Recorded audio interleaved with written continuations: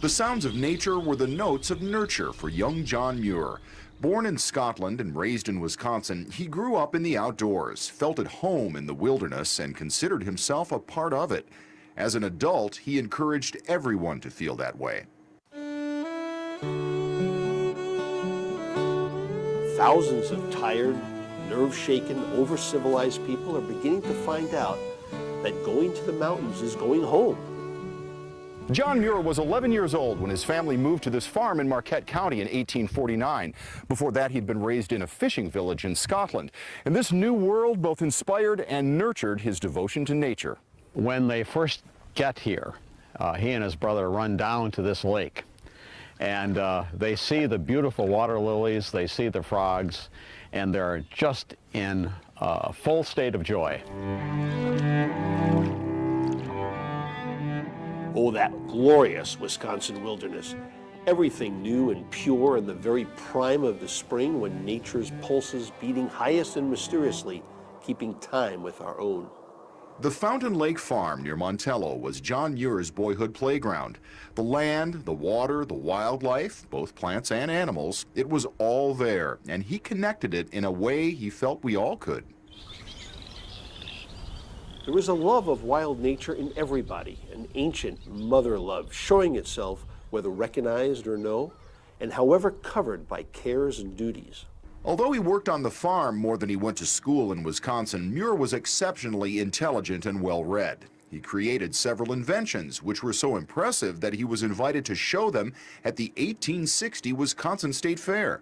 That appearance drew the attention of University of Wisconsin officials, and they convinced the 22-year-old Muir to enroll as a freshman the next year. Legend has it, John Muir arrived in Madison on a train.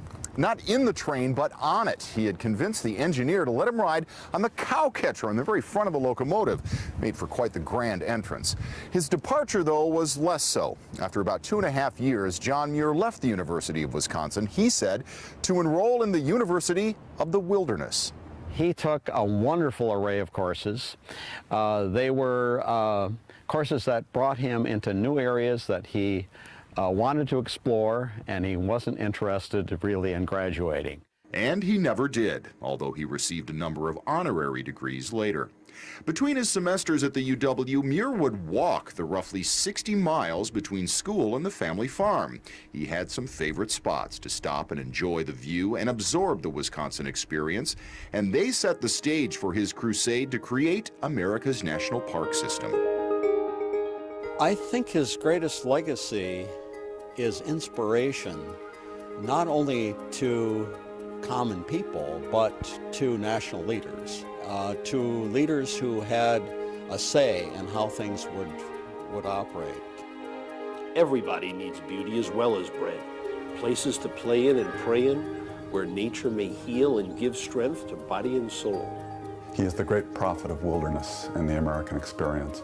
He leaves Wisconsin, heads west to California, becomes the patron saint of Yosemite and the Sierra Nevada, and his writings from the western United States really inspire people from that day to now to care for the non-human parts of the American landscape.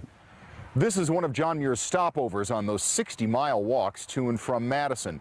His view here, about 20 miles north of the city, is of Lake Wisconsin. It's not hard to imagine him setting up camp here and hanging out, reading the book of nature, as he called it.